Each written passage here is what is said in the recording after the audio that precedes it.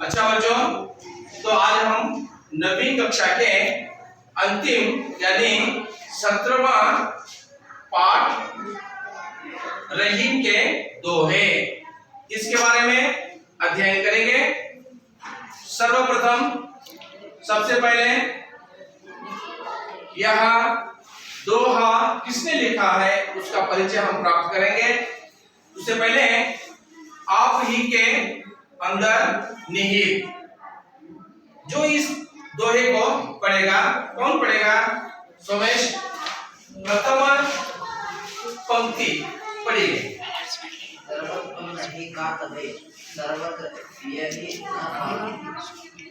जोर से। सर्वत फल नहीं खात है, सर्वत वियहि न पात। चलिए बैठिए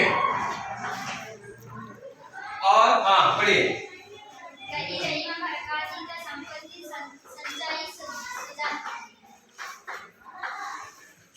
आज हम जो अध्ययन करने जा रहे हैं वह दोहा है रहीम के दोहे।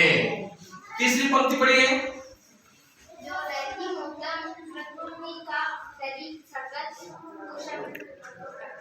चलिए बैठिए और चौथी पंक्ति। लिपटे रहत भुजंग। चलिए बैठिए। अच्छा बच्चों, यहाँ पर देखिए रहीम जी कहते हैं अपने दोहे में किस तरह स्वयं मानव अपना कार्य करता है, उसका फल उसके साथ साथ अन्य को भी मिलता है। मैं उदाहरण के रूप में आपको समझाना चाहता हूं। मैं जो अभी कमाई कर रहा हूं जैसे शिक्षक के रूप में, उसका फल केवल मैं अकेला नहीं भोग करता, अनुभव नहीं करता। इस कमाई को मेरी पत्नी, मेरे बच्चे, मेरे माँ बाप और मेरे रिश्तेदार सभी इसमें क्या करते हैं? अनुभव करते हैं। उसी तरह मेरा तात्पर्य यह है बच्चों, आप अपनी ओर से जो भी करो उसका फल आपके साथ साथ सभी को मिलना चाहिए। जैसे मैं आपको इस दोहे में आपको बताता, आप समझिए। सर्वप्रथम आप रहीम के परिचय का प्राप्त कीजिए। देखिए सभी छात्र अपनी अपनी पुस्तकें खोलकर पृष्ठ संख्या 60 वहां पर रहीम का परिचय दिया गया है। आप देखिए रहीम का जन्म 17 दिसंबर 1556 को लाहौर में हुआ। देखिए कब? 17 दिसंबर 1556। सभी लिख लीजिए जन्म। उनका जन्म कब हुआ? 17 दिसंबर 1556 को हुआ और उनका जन्म स्थान लाहौर। कहां? लाहौर में हुआ। देखिए बच्चों, जन्म स्थान, उनका जन्म स्थान है लाहौर। जन्म स्थान कौन सा हो गया? लाहौर में रहीम जी का जन्म 7 दिसंबर 1556 को हुआ। तो उनका पूरा नाम अब्दुल रहीम खान खाना है। यह कवि का पूर्ण नाम है अब्दुल रहीम खान। इनका पूर्ण नाम हो गया। जैसे अभी हमने कई बार कुछ आदमियों के नाम संक्षिप्त में बोलते हैं। जैसे मल्लिकार्जुन को हम कहते हैं मल्ली। आपने देखा होगा, सुना होगा। अपने दोस्त आस पड़ोस के लोगों को आपने पुकारते समय आपने शायद ही सुना होगा, पूर्ण नाम न पुकारते हुए अर्धा नाम यानी संक्षिप्त नाम उस व्यक्ति या बच्चे को हम पुकारते सुना भी है और देखा भी होगा। उसी तरह यहाँ पर अब्दुल रहीम खान खान इनका नाम जो पूर्ण नाम था। और देखिए उनके पिता का नाम बैरम खान, माता का नाम सुल्ताना बेगम था। देखिए यहाँ पर पूर्ण नाम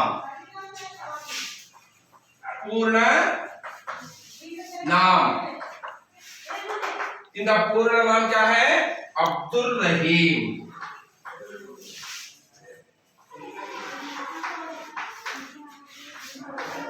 अब्दुल रहीम खान खाना।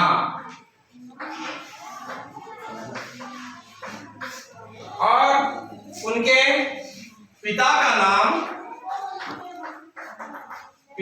क्या था? उनके पिता का नाम बैरम खान। उनके पिता का नाम बैरम खान। और माता का नाम क्या था? उनके माता का नाम सुल्ताना बेगम।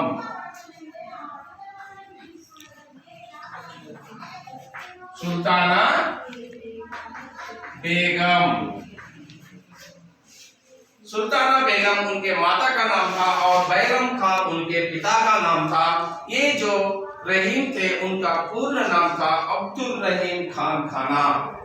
ये 7 दिसंबर 1556 को लाहौर में जन्म लेते हैं। तो देखिए यहाँ पर रहीम सतसई, बरवै नाई का भेद, श्रृंगार सोरठा आदि इनकी प्रसिद्ध रचनाएं हैं।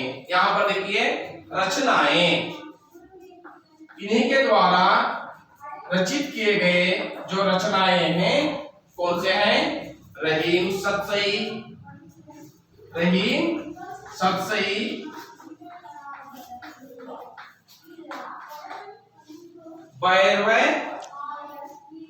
बैरवै नायिका,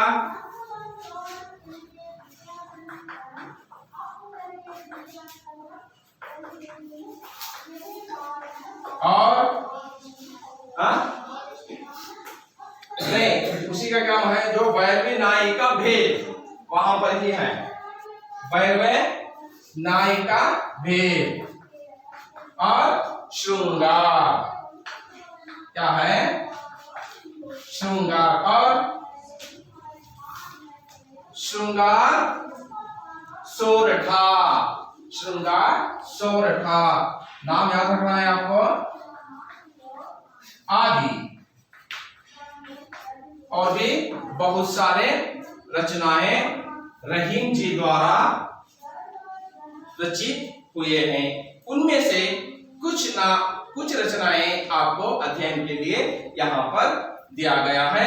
उसमें है रहीम सतसई और बरवै नाई का भेद, श्रृंगार सोरठा।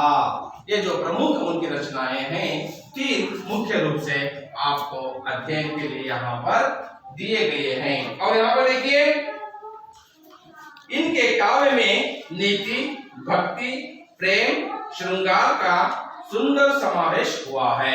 देखिए विद्यार्थी करें, श्री रहीम जी ಅವರೊಂದು ಜನನ 7 ಡಿಸೆಂಬರ್ 1556ಕ್ಕೆ ಲಾಹೋರ್ ಎಂಬಲ್ಲಿ ಆಗುತ್ತೆ। ಇವರ ತಂದೆಯ ಹೆಸರು बैरम खान, ಅವರ ತಾಯಿಯ ಹೆಸರು ಸುಲ್ತಾನಾ ಬೇಗಂ। रहीम खान ಅವರ ಪೂರ್ಣ ಹೆಸರು ಅಬ್ದುಲ್ ರಹೀಮ್ ಖಾನ್ ಖಾನಾ। ಇವರು ಮೂರು ಅತ್ಯಂತ ಪ್ರಮುಖವಾಗಿರತಕ್ಕಂತ ರಚನೆಗಳನ್ನ ಇವತ್ತು ಈ ಒಂದು ದೋಹೆಯಲ್ಲಿ ನಿಮಗೆ ಅಭ್ಯಾಸಕ್ಕೆ ಕೊಟ್ಟಿದ್ದಾರೆ। ಅದು ಮೊದಲನೆಯದು ರಹೀಮ್ ಸತ್ಸೈ, ಎರಡನೇದು ಬರವೈ ನಾಯಿಕಾ ಭೇದ್ ಅಂಡ್ ಮೂರನೇದು ಶೃಂಗಾರ್ ಸೋರಠಾ। ಇನ್ನು ಮುಂತಾದವುಗಳಿದ್ದಾವೆ, ಆದರೆ ನಿಮಗೆ ಅಭ್ಯಾಸಕ್ಕೆ ಕೊಟ್ಟಿರೋದು ಮಾತ್ರ ಇದು 3 ಹಾಗಾದರೆ ಇವರ ರಚನೆಗಳಲ್ಲಿ ನಾವೇನನ್ನ ಕಾಣ್ತೀವಿ? ಶೃಂಗಾರ ಕಾಣ್ತೀವಿ, ಪ್ರೇಮ ಕಾಣ್ತೀವಿ. ನೋಡಿ ಇಲ್ಲಿ ಬಂದಿದ್ದಾರೆ ಕೊನೆಗೆ उनकी काव्य में नीति, भक्ति, प्रेम, श्रृंगार, इन 4 क्षेत्रों का वर्णन रहीम के दोहे में हमें देखने को मिलता है। जैसे प्रथम हो गया नीति, भक्ति, प्रेम और श्रृंगार। देखिए आप थोड़ा जरा सा सोचिए, ये चारों के चारों शब्द आपस में मिलते जुलते रहे आपस में। ವಿದ್ಯಾರ್ಥಿಗಳೇ, ಇವರ ರಚನೆಗಳಲ್ಲಿ ನಾವು ಮುಖ್ಯವಾಗಿ ಕಾಣ್ತಕ್ಕಂಥ ತಥ್ಯಗಳು, ಅಂಶಗಳು ಏನಪ್ಪಾ ಅಂತಂದ್ರೆ ಪ್ರೇಮ, ಶೃಂಗಾರ, ನೀತಿ, ಭಕ್ತಿ. ಈ 4 ಅಂಶಗಳನ್ನ ಇವರ ಒಂದು ದೋಹೆಗಳಲ್ಲಿ ನಾವು ಮುಖ್ಯವಾಗಿ ಕಾಣ್ತೀವಿ. ಇವುಗಳು ಇದ್ದೇ ಇರ್ತವೆ ಅವರ ಒಂದು ರಚನೆಗಳಲ್ಲಿ. ಹಾಗಾದರೆ ಇವತ್ತು ಅವರೇ ಬರೆದಿರುವಂತಹ ನೋಡಿ ಇವರ ಒಂದು संक्षिप्तವಾಗಿರತಕ್ಕಂತ ಒಂದು परिचयवನ್ನ आप लोगों ने, आप सभी छात्रों ने प्राप्त किया। आपको बस इतना याद रखना है, रहीम का पूर्ण नाम अब्दुल रहीम खान खाना है। उनके पिता का नाम बेगम खान है, उनके माता का नाम सुल्ताना बेगम है और इनका जन्म 7 दिसंबर 1556 को लाहौर में हुआ है। चलिए, स्वतंत्रता के पूर्व लाहौर भारत में ही था, तो अब लाहौर कहाँ है? नहीं, गलत है, खड़े होकर बोला है। हाँ शाबाश, खड़े हो जाओ। देखिए अभिषेक नामक छात्र जो बताया, अभी जो लाहौर है पाकिस्तान राष्ट्र में है। चलिए बैठिए। स्वतंत्रता के पूर्व पाकिस्तान कहां पर था? भारत में ही था। यहाँ इनका जन्म कब हुआ है? 1556 को हुआ है। तो चलिए, हमारा देश आजाद कब हुआ है? 1947 को हुआ है। ನಮ್ಮ ದೇಶ ಸ್ವತಂತ್ರ ಯಾವಾಗ ಆಯ್ತು? 1947 ಆಗಸ್ಟ್ 15 ಆಯ್ತು. ಆದ್ರೆ ಇಲ್ಲಿ ಅವರ ಜನ್ಮವಾಗಿದ್ದ ಯಾವಾಗ? 1556ಕ್ಕೆ. ಸ್ವಾತಂತ್ರ್ಯಕ್ಕಿಂತ ಅನೇಕ ವರ್ಷಗಳ ಹಿಂದೆ, ನೂರಾರು ವರ್ಷಗಳ ಹಿಂದೆ, ಹೌದಾನೆ? ಹಾಗಾಗಿ ಈ ಲಾಹೋರ್ ಎಂಬ ಊರು, ಪಟ್ಟಣ ಭಾರತ ದೇಶದಲ್ಲಿಯೇ ಇತ್ತು. ಸ್ವಾತಂತ್ರ್ಯ ಆದ್ಮೇಲೆ, ವಿಭಜನೆ ಆದ್ಮೇಲೆ ಈ ಲಾಹೋರ್ ಎಂಬ ಊರು ಪ್ರಸ್ತುತವಾಗಿ पाकिस्तान देश में इधे। आता इधर तो अच्छा बच्चों, आपको इनकी पूर्ण जानकारी मिल गई है ना? तो चलिए, इन्हीं के द्वारा रचित किया गया बहुत ही प्यारा और सुंदर सा दोहा मैं आप लोगों के सामने प्रस्तुत करता हूँ, पढ़ाता हूँ आपको। आप ध्यान पूर्वक इस पाठ को, इस दोहे को ग्रहित करें। तो चलिए देखिए, इससे पहले अब्दुल रहीम खान जी ने, यानी रहीम जी ने आप लोगों से, आपसे कुछ अपेक्षा की है, कुछ अपने उद्देश्यों को मन में रखकर यह दोहा लिखा है। वह उद्देश्य कौन सा है मैं आपको बताकर इस दोहे को आपको पढ़ाता हूं। तो चलिए देखिए, आशय। छात्र इन दोहों के द्वारा सज्जनों तथा महान लोगों का स्वभाव समझ सकते हैं। इसी प्रकार छोटे तथा साधारण वस्तुओं के महत्व की जानकारी प्राप्त कर सकते हैं।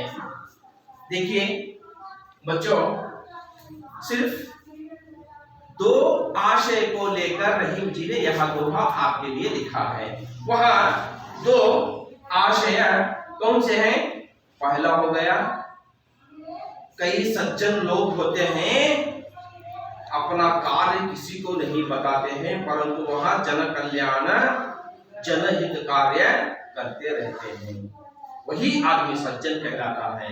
समाज में आप अनेक ऐसे लोगों को देखा होगा, शायद दिखावे के लिए तो सज्जन होंगे, परंतु उनके कार्य क्या होंगे? बहुत ही बुरे होंगे।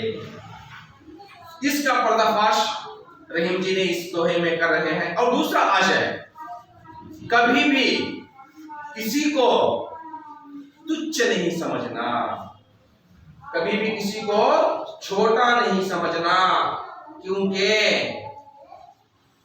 जहां सुई काम कर जाती है वहां पर आपको तलवार की आवश्यकता नहीं है। ವಿದ್ಯಾರ್ಥಿಗಳೇ ಒಂದೆರಡು ಆಶಯನ ಹಿಂದಿಲಿ ಹೇಳಿದೆ, ರಹೀಂ ಜಿ ಅವರು ಆಶಯವನ್ನು ಹೊತ್ತು ಇದು ದೋಹ ನಿಮಗೆ ಅಭ್ಯಾಸಕ್ಕಿಟ್ಟಿದ್ದಾರೆ. ಮೊದಲನೇ ಆಶಯ, ಸಮಾಜದಲ್ಲಿ ಇವತ್ತು ಸಜ್ಜನ ವ್ಯಕ್ತಿಗಳು ಯಾರಿಗೂ ಹೇಳದೆ ಕೇಳದೆ ತಮ್ಮ ಕಾರ್ಯವನ್ನ ಜನ ಕಲ್ಯಾಣಕ್ಕಾಗಿ ಮಾಡ್ತಾರೆ.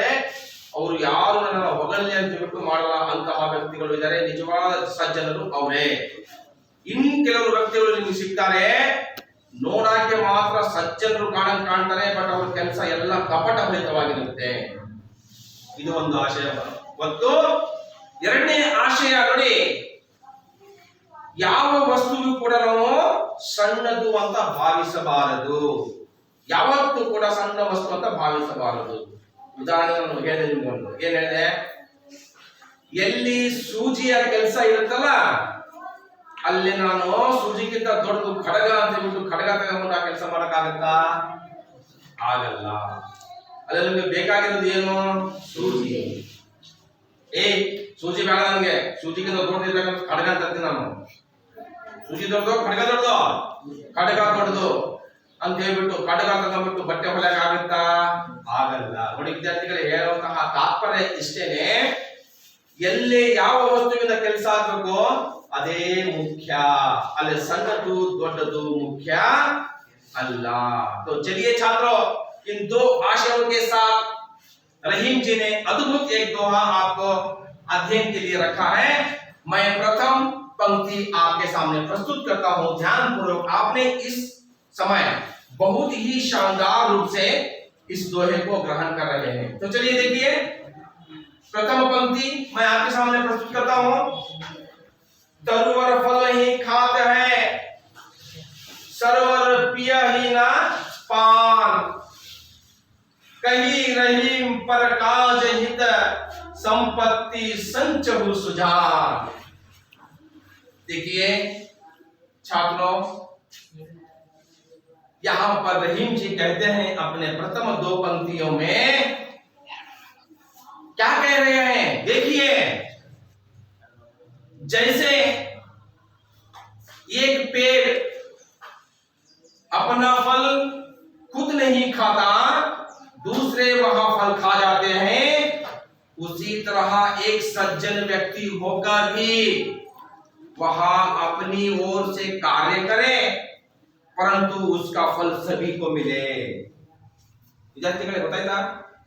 ಮೊದಲನೇ ಎರಡು ಸಣ್ಣ ಅರ್ಥ ರಹೀಂ ಜಿ ಅವರು ಹೇಳ್ತಿದ್ದಾರೆ. ಹೇಗೆ ಒಂದು ಮರ ತಾನು ಬೆಳೆದು ತಾನು ಉತ್ಪಾದಿಸುವಂತಹ ಹಣ್ಣುಗಳನ್ನ ತಾನು ತಿನ್ನಲ್ವೋ, ಆ ಹಣ್ಣುಗಳು ಯಾರು ತಿಂತಾರೆ? ಬೇರೆಯವರು ತಿಂತಾರೆ, ಮರ ತಿನ್ನಲ್ಲ. ಅದೇ ರೀತಿಯಾಗಿ ಒಬ್ಬ ಒಳ್ಳೆಯ ಸಜ್ಜನ ವ್ಯಕ್ತಿ ತನ್ನ ಕಾರ್ಯವನ್ನ ಮಾಡಿ ತಾನು ಅದರಲ್ಲಿ ಒಳ್ಳೆಯದನ್ನ ಅಪೇಕ್ಷೆ ಪಡದೆ ಇತರರಿಗೋಸ್ಕರ ಎಲ್ಲರಿಗೂ ಒಳ್ಳೆಯದನ್ನ ಬಯಸಿ ಅವನು ಮಾಡ್ತಕ್ಕಂಥ ಕೆಲಸ ಆಗಬೇಕು. ಆವಾಗ ಆ ವ್ಯಕ್ತಿ ಏನಾಗ್ತಾನೆ? ಒಬ್ಬ ಸಜ್ಜನ ಗುಣವಂತ ಒಳ್ಳೆಯ ವ್ಯಕ್ತಿ ಅಂತ ಕರೆಸಿಕೊಳ್ತಾನೆ. ಆಗ ಮಾತ್ರ ಸಾಧ್ಯ ಎಂಬುದನ್ನ ಹೇಳಿದ್ದಾರೆ. ಎಷ್ಟು ಅದ್ಭುತವಾಗಿ, ಎಷ್ಟು ಸತ್ಯ ಇದೆ ನೋಡಿ, ಬಹಳ ಸತ್ಯ ಇದೆ. ನಾವೆಲ್ಲ ಕಳ್ಳ ನೋಡ್ತಾ ಇದೀವಿ, ಇವತ್ತೆಲ್ಲ ದಿನ ಬೆಳಗಾದ್ರೆ ಮರಗಳನ್ನು ನೋಡ್ತಾ ಇದೀವಿ, ಅನೇಕ ಹಣ್ಣುಗಳು ಬರ್ತಕ್ಕಂಥ ಒಂದು ಗಿಡಗಳನ್ನು ನೋಡ್ತಾ ಇದೀವಿ. ಆ ಎಲ್ಲ ಗಿಡ ಮರಗಳು ತಾನು ಬೆಳೆದಿರುವಂತಹ ಹಣ್ಣುಗಳನ್ನ ತಿನ್ನದೆ ಇತರರಿಗೋಸ್ಕರ ಅವೆಲ್ಲ ಏನ್ ಮಾಡ್ತಾವೋ ಉತ್ಪಾದನೆ ಮಾಡ್ತವೆ, ಬೆಳೆಸ್ತಾವೆ ವಿನಃ ತಾವು ತಿನ್ನಲ್ಲ. ಹಾಗೇನೆ ಒಬ್ಬ ಸಜ್ಜನ ವ್ಯಕ್ತಿ, ಒಬ್ಬ ಗುಣವಂತ ಒಳ್ಳೆಯ ಸ್ವಭಾವ ಒಳ್ಳೆಯ ಮನಸ್ಸನ್ನ ಹೊಂದಿರುವಂತಹ ವ್ಯಕ್ತಿ ತನ್ನಿಚ್ಛಕ್ಕೆ ತಾನು ಕೆಲಸವನ್ನ ಮಾಡಿ ಅದರ ಪ್ರತಿಫಲವನ್ನ ಎಲ್ಲರಿಗೆ ಹಂಚಬೇಕು ಎಂಬ ಎರಡನೇ ಸಾಲಿನ ಅರ್ಥ ಇದು ನೋಡಿ. अगले पंक्ति में रहीम जी कहते हैं, यहां पर जो रहीम उत्तम प्रकृति का करी सकत कुशन, चंदन विष व्यापन नहीं लिपटे रहत भुजन। देखिए यहां पर छात्रों कितने अद्भुत रूप से, कितने ही बहुत अच्छे ढंग से रहीम जी ने दूसरे दोहे में बता रहे हैं आपको। जैसे रहीम कहते हैं कि जो व्यक्ति अच्छे स्वभाव का होता है, बुरी संगत उसका कुछ नहीं बिगाड़ सकती। बुरी संगत उसका कुछ नहीं बिगाड़ सकती। जैसे चंदन के पेड़ से सांप लिपटे रहे तो भी उसका विष उस चंदन के पेड़ में शामिल नहीं होता। छात्रों, यहां पर मेरे तरफ ध्यान दीजिए। जैसे एक छात्र के अंदर उत्तम गुणों का समावेश हुआ है, उसके अंदर बहुत सारे ऐसे अच्छे गुण हैं जो बुराई को वहां पर स्थान नहीं है, तो आपको कोई बिगाड़ नहीं सकेगा। तो आपको कोई भी बुरी अथवा बुरे काम की तरफ ले जा नहीं सकेगा। जैसे कि मैं आपको बताता हूं, एक घड़े में फुल पानी भर दीजिए, उस घड़े को और थोड़ा पानी ऊपर से डालिए, क्या वहां घड़े के अंदर पानी वहां जाएगा? कहां पर गिरेगा? बाहर गिर जाएगा। वैसे तो घड़ा क्या है, फुल भर गया है, वहां पर फिर से आपने उसके ऊपर पानी डाला तो पानी वहां बाहर ही गिरेगा, परंतु उस घड़े के अंदर नहीं जाएगा। जैसे उदाहरण के रूप में यहां पर रहीम जी कहते हैं, एक पेड़ को, अगर एक चंदन के पेड़ को विषव्याप सांप भी लपेट ले तो क्या वहां चंदन के पेड़ का मूल्य कम हो जाएगा? नहीं कम होगा।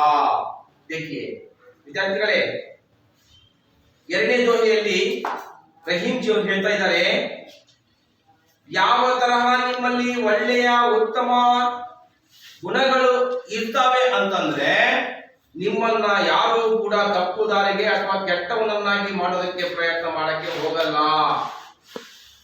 ಆ ಕೆಟ್ಟ ಹವ್ಯಾಸಗಳು, ಆ ಕೆಟ್ಟ ಕೆಲಸ ಕಾರ್ಯಗಳು ನಿಮ್ಮನ್ನ ಏನು ಮಾಡಕ್ ಸಾಧ್ಯವಿಲ್ಲ. ಯಾಕೆ ಹೇಳಿ? ನಿಮ್ಮಲ್ಲಿ ಈ ಪೂರ್ವದಲ್ಲಿ ಒಳ್ಳೆಯ ಗುಣಗಳು ಅಳವಡಿಸಿಕೊಂಡಿದ್ದೀರಾ. ನಿಮ್ಮಲ್ಲಿ ಆಲ್ರೆಡಿ ಒಳ್ಳೆಯ ಉತ್ತಮವಾಗಿರ್ತಕ್ಕಂಥ ಗುಣಗಳು ಇದಾವೆ. ಕೆಟ್ಟವನು ಬಂದ್ಬಿಟ್ಟು ನಿಮ್ಮನ್ನ ಕೆಟ್ಟ ದಾರಿಗೆ ನಾನು ತಗೊಂಡು ಹೋಗ್ತೀನಿ ಅಂದ್ರೆ ಅವನ ಕಡೆ ಸಾಧ್ಯವಿಲ್ಲ. ಅದಕ್ಕೆ ನಾನು ಉದಾಹರಣೆ ಕೂಡ ಹೇಳಿದೆ. ಒಂದು ಕೊಡದಲ್ಲಿ ಫುಲ್ ನೀರು ತುಂಬಿ ಪೂರ್ತಿಯಾಗಿ ತುಂಬಿರುವಂತಹ ನೀರಿನ ಮೇಲೆ ಮತ್ತೊಂದು ಚಮ್ ತಗೊಂಡದ ಮೇಲೆ ನೀವು ನೀರು ಹಾಕಿದ್ರೆ ಆ ನೀರು ಎಲ್ಲ ಹೊರಗಡೆ ಬೀಳುತ್ತೆ ವಿನಃ ಆ ಕೊಡದಲ್ಲಿ ಹೋಗಕ್ಕೆ ಸಾಧ್ಯವಿಲ್ಲ. ಅದೇ ರೀತಿಯಾಗಿ ರಹೀಂ ಜಿ ಅವರು ಕೂಡ ಇಲ್ಲಿ ಹೇಳ್ತಿದ್ದಾರೆ, ಯಾವ ತರಹ ಒಂದು ಗಂಧದ ಮರಕ್ಕೆ ಒಂದು ದೊಡ್ಡ ವಿಷವನ್ನ ಹೊಂದಿರುವಂತಹ ಹಾವನ್ನ ಹೋಗಿ ಸುತ್ತಿಕೊಂಡ್ರು ಕೂಡ ಆ ಒಂದು ಗಂಧದ ಮರದ ಬೆಲೆ ಏನಾದರೂ ಕಡಿಮೆ ಆಗೋದು ಸಾಧ್ಯನಾ? ಸಾಧ್ಯವೇ ಇಲ್ಲ. ನೀವು ಯಾವ ತರ ಆಗ್ಬೇಕು? ಗಂಧದ ಮರ ತರ ಆಗ್ಬೇಕು. ಎಷ್ಟೇ ಜನ ಈ ವಿಷವನ್ನ ಹೊಂದಿರುವಂತಹ ನೋಡಿ, ಹಾವು ವಿಷ ಇರ್ತಕ್ಕಂಥ ಜೀವಿ ಹೌದಾನೆ.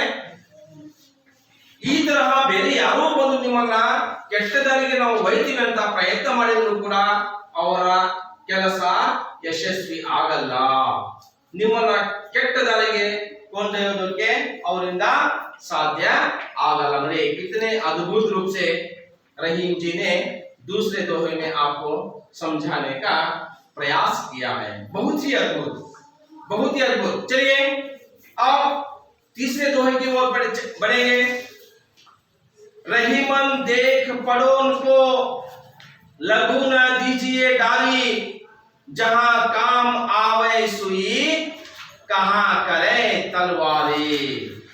यहाँ पर देखिए, मैंने जो आपको उदाहरण अभी कुछ समय पहले दिया था ना, उसी उदाहरण को यहाँ पर रहीम जी ने भी बताया है। उस उदाहरण इस दोहे के अंदर आया हुआ है। किसी को भी कभी भी और कहां भी आपको क्या नहीं करना है? किसी को छोटा नहीं समझना है, किसी को भी तुच्छ नहीं समझना है, किसी को भी घृणा की दृष्टि से नहीं देखना है।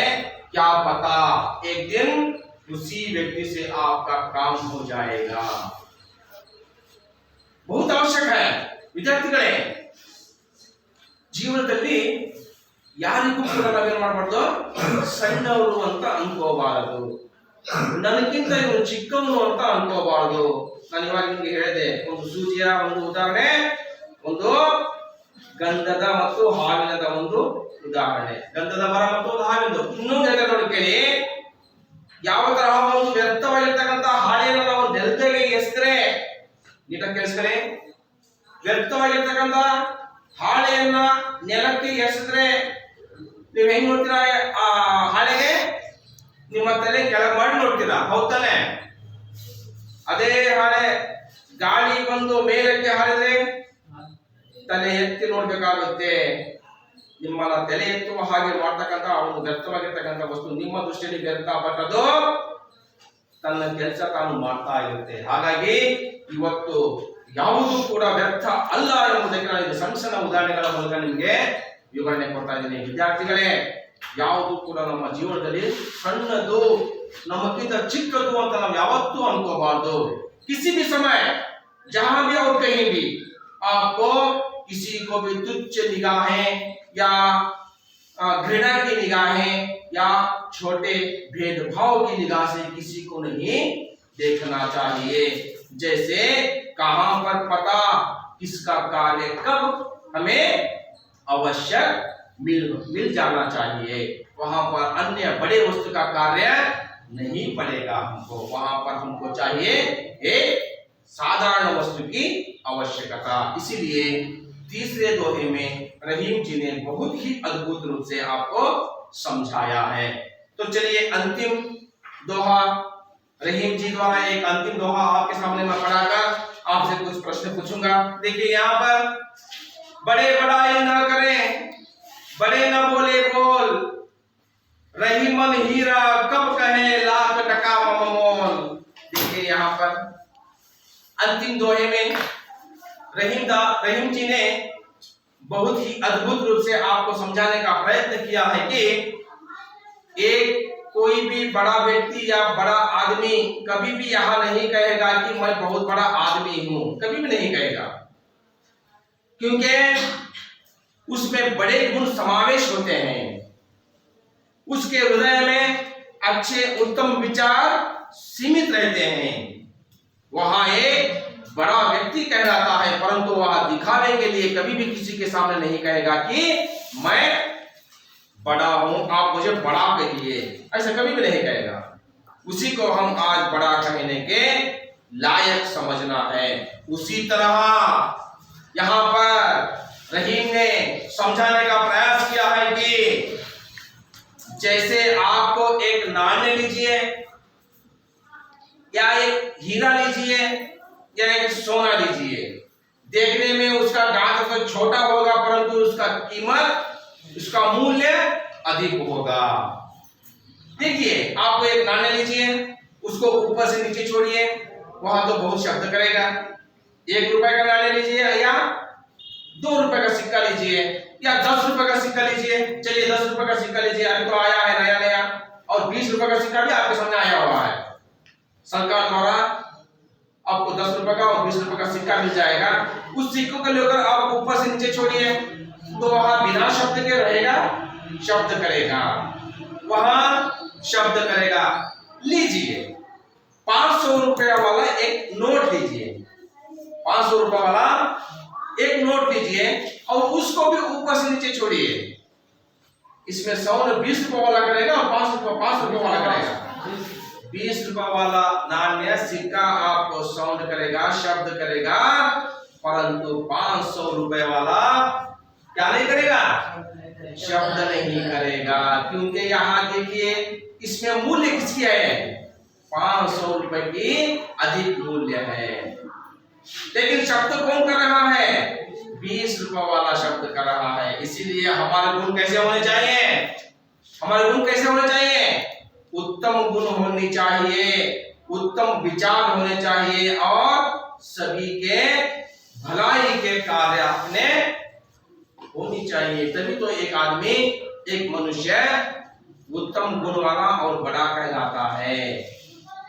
समाज में आप लोग ವಿದ್ಯಾರ್ಥಿಗಳೇ ಕೇಳಿ ಈ ಕಡೆ, ಯಾವತ್ತೂ ಕೂಡ ನಾನು ದೊಡ್ಡವನು ಅಂತ ಹೇಳ್ಕೋಬಾರ್ದು. ಇನ್ನೊಬ್ಬ ಹತ್ರ ಯಾವತ್ತೂ ಹೇಳ್ಕೋಬಾರ್ದು. ಯಾರು ಹೇಳ್ಬೇಕು? ನಿನ್ನ ಕೆಲಸ ಹೇಳಬೇಕು. ನಿನ್ನ ಸ್ವಭಾವ ಹೇಳಬೇಕು, ನಿನ್ನ ಕೆಲಸಗಳು ಹೇಳಬೇಕು. ಆವಾಗ ನೀನು ಒಬ್ಬ ದೊಡ್ಡ ವ್ಯಕ್ತಿ ಅಂತ ಕಲಿಸ್ಕೊಳಕ್ಕೆ ಯೋಗ್ಯನಾಗಿರ್ತೀಯ. ನೀನೇ ಪದೇ ಪದೇ ನಾನು ದೊಡ್ಡವನು, ನೀವೆಲ್ಲ ನನಗೆ ಹೆದರಿ ನನಗೆ ಗೌರವ ಕೊಡಿ ಅಂತ ಯಾವತ್ತೂ ಸಮಾಜದಲ್ಲಿ ಹೇಳ್ಕೋಬಾರ್ದು. ಭಯದಿಂದ ಕೊಟ್ಟಿರುವಂತಹ ಗೌರವ ಶಾಶ್ವತವಲ್ಲ. ಭಯದಿಂದ ಕೆಲವರು ಗೌರವ ಕೊಡ್ತಾರೆ, ಹಿಂದೆ ದಿನ ಅವರು ಬೈಕೊಳ್ತಾರೆ. ಅದು ಯಾವತ್ತೂ ನಾವು ಅಂತಹ ಗೌರವವನ್ನ ಸಂಪಾದನೆ ಮಾಡಬಾರ್ದು. ಗೌರವ ಎಂತಹ ಸಂಪಾದನೆ ಮಾಡ್ಕೋಬೇಕು? ನಾವು ಇಲ್ಲದೆ ಇದ್ದಾಗ ಅಥವಾ ನಾವು ಎದುರುಗಡೆ ಇದ್ದಾಗ ನಮ್ಮ ಕೆಲಸ ಕಾರ್ಯಗಳಿಂದ ಗೌರವವನ್ನು ಸಂಪಾದನೆ ಮಾಡ್ಕೋಬೇಕು. ಹಾಗಾಗಿ ಅದಕ್ಕೆ ಒಂದು ಚಿಕ್ಕದಾಗಿರ್ತಕ್ಕಂಥ ಕೆಲವು ಉದಾಹರಣೆಗಳು ಕೂಡ ನಾನು ನಿಮ್ಗೆ ಹೇಳಿದೆ. ಇವತ್ತು ಮುತ್ತು, ರತ್ನ, ಹವಳ ನೋಡೋಕೆ ಎಷ್ಟಿರ್ತವೆ? ಸಣ್ಣದಾಗಿರ್ತವೆ. ದೊಡ್ಡ ದೊಡ್ಡ ಕಬ್ಬಿಣದ ವಸ್ತುಗಳ ತಂದ್ಬಿಟ್ಟು ಅದಕ್ಕೆ ಪಾಕೆಟ್ ನಿಲ್ಲಿಸಿ, ಇದು ಮುತ್ತು, ರತ್ನ, ಹವಳ ನಿಮ್ಗೆ ಕಾಣಿಸೋದೇ ಇಲ್ಲ, ಆದ್ರೆ ಬೆಲೆ ಜಾಸ್ತಿ ಅದರದ್ದು ಮುತ್ತು, ರತ್ನ, ಹವಳದ್ದು. ಗಾತ್ರದಲ್ಲಿ ದೊಡ್ಡದಾಗಿರ್ಬೋದು ಕಬ್ಬಿಣ, ಗಾತ್ರದಲ್ಲಿ ದೊಡ್ಡದಾಗಿರ್ಬೋದು, ಆದ್ರೆ ಮೌಲ್ಯ ಯಾವಕ್ಕೆ ದೊಡ್ಡದು? ಮುತ್ತು, ರತ್ನ, ಹವಳಕ್ಕೆ ಯಾವತ್ತು ಬೆಲೆ ಜಾಸ್ತಿ ಆಗಿರುತ್ತೆ. ಅದಕ್ಕೆ ಮತ್ತೊಂದು ಉದಾಹರಣೆ ಕೂಡ ನಾನು ಹೇಳಿದೆ. ಹೇಗೆ ₹1 ನಾಣ್ಯವನ್ನು ತಗೊಂಡು ಮೇಲಿಂದ ಕೆಳಗಡೆ ಬಿಟ್ಟಾಗ ಶಬ್ದ ಮಾಡುತ್ತೋ, ಅದೇ ಒಂದು ₹500 ನೋಟನ್ನು ನೀವು ಮೇಲಿಂದ ಕೆಳಗಡೆ ಬಿಟ್ರೆ ಯಾವುದೇ ಶಬ್ದವನ್ನ ಮಾಡಲ್ಲ. ಅದೇ ರೀತಿಯಾಗಿ ನಾವು ಕೂಡ ಅತ್ಯಂತ ಗುಣವಂತ, ಅತ್ಯಂತ ಪರೋಪಕಾರಿ, ಅತ್ಯಂತ ಎಲ್ಲರ ಹಿತವನ್ನ ಬಯಸ್ತಕ್ಕಂತಹ ಒಂದು ಕೆಲಸ ಕಾರ್ಯಗಳನ್ನ ಮಾಡುವಂತಹ ವಿದ್ಯಾರ್ಥಿಗಳು ಅಥವಾ ವ್ಯಕ್ತಿಗಳಾಗಿ ಹೊರಹೊಮ್ಮಬೇಕು ಎಂಬ ಆಶಯವನ್ನ ಇವತ್ತು ನಾನು ನಿಮ್ಮೆಲ್ಲರ ಈ ವಿದ್ಯಾರ್ಥಿಗಳಿಗೆ ಅಪೇಕ್ಷೆ ಮಾಡೋದು ಇಷ್ಟೇ. ಮತ್ತು ರಹೀಂಜಿಯವರು ಕೂಡ ಅಪೇಕ್ಷಿಸುವುದು ಇಷ್ಟೇನೆ. ಯಾವತ್ತೂ ಕೂಡ ನಮ್ಮ ಕೆಲಸ ನಮ್ಮದಾಗಿ ನಾವು ಮಾಡ್ತಾ ಹೋದ್ರೆ ಅದರ ಹಿತವನ್ನ ಎಲ್ಲರಿಗೂ ಏನಾಗಬೇಕು? ತಲುಪಬೇಕು, ಎಲ್ಲರಿಗೂ ಅದು ಮುಟ್ಟಬೇಕು. ನಮ್ಮ ಕೆಲಸ ಕಾರ್ಯಗಳು ಒಳ್ಳೆಯದಾಗಿರ್ಬೇಕು, ನಿಜವಂತ ಆಗಿರಬೇಕು. ಸುಳ್ಳು, ಕಪಟ, ಮೋಸ, ವಂಚನೆಯಿಂದ ದೂರ ಇದ್ದು ಇವೆಲ್ಲವನ್ನ ನಾವು ಉತ್ತಮವಾಗಿರ್ತಕ್ಕಂಥ ಕೆಲಸಗಳನ್ನ ಮಾಡ್ತಾ ಹೋದ್ರೆ ನಮಗೆ ಮುಂದೆ ಯಶಸ್ವಿ ಖಂಡಿತ ದೊರೆಯುತ್ತೆ ಎಂಬುದಕ್ಕೆ ಇದು ರಹೀಂ ಅವರ ಒಂದು ಧ್ವನಿಯೇ ಕಾರಣ. ನೋಡಿ, उदाहरण ಹೇಳಿದ್ದಾರೆ ಮುಂದೆ.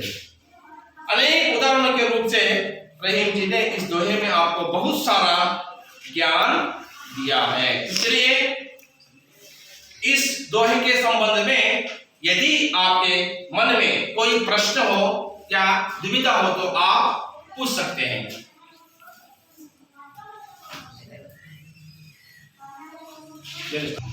देखिए छात्रों, मैं आपको एक साधारण राग लय ताल में इसको गाने का प्रयास करूंगा. आप शांति या ध्यान पूर्वक सुने.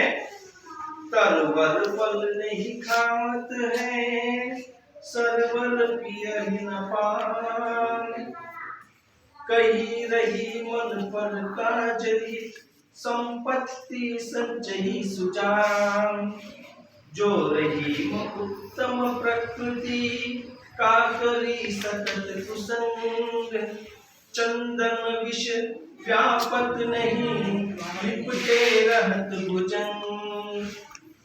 रही मन देख बड़े न को, लघु न दीजिए दारी, जहाँ काम आवे सुई, कहा करे तलवारी. बड़े बड़ाई न करें, बड़े न बोले बोल, रही मन हीरा कब कहे, लाख टका मोल. तलवर फल नहीं खात है, सरवर पियहि न पान, कही रही पर काज हित, संपत्ति संचयी सुजान. तो इस तरह आप इसको साधारण राग लय ताल के साथ गाकर भी इसको आप समझ सकते हैं. तो चलिए आज की कक्षा हम यहीं पर समाप्त करते हैं.